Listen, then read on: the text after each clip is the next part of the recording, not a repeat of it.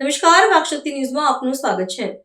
દાહોદ જિલ્લાની દેવગઢ બારિયાની સાગટાળા પોલીસે બે સ્થળોએ રહેણાંક મકાનોમાં પ્રોહિબિશન રેડ પાડી કુલ રૂપિયા 1,23,418 નો પ્રોહિબિશન જથ્થો ઝડપી પાડ્યો છે.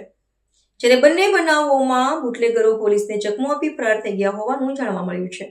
પ્રોહિબિશનનો પ્રથમ બનાવ દેવગઢ બારિયાના કેલકુવા ગામે બનવા પામ્યો હતો, જેમાં ગતરોજ સાગટાળા પોલીસને મળેલ બાતમીના આધારે પોલીસે કેલકુવા ગામે કનાસિયા ફળિયામાં રહેતો ગોવિંદભાઈ વીરસિંહભાઈ રાઠવાના રહેણાંક મકાનમાં ઓચિંતી પ્રોહિબિશન રેડ પાડતા ગોવિંદભાઈ રાઠવા પોલીસને ચકમો આપી નાસી જવામાં સફળ રહ્યો હતો.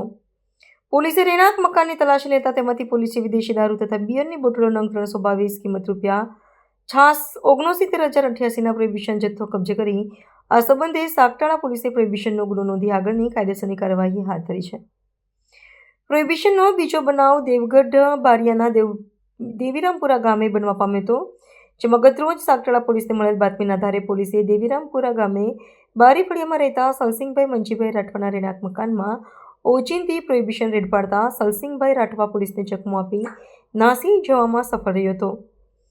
પોલીસે રહેણાંક મકાનની તલાશી હાથ ધરતા મકાનમાંથી પોલીસે વિદેશી દારૂ તથા બિયરની બોટલો નંગ 270 કિંમત રૂપિયા 54,330નો પ્રોહિબિશન જથ્થો કબજે કરી આ સંબંધે સાગટાળા પોલીસે પ્રોહિબિશનનો ગુનો નોંધી આગળની કાયદેસરની કાર્યવાહી હાથ ધરી છે.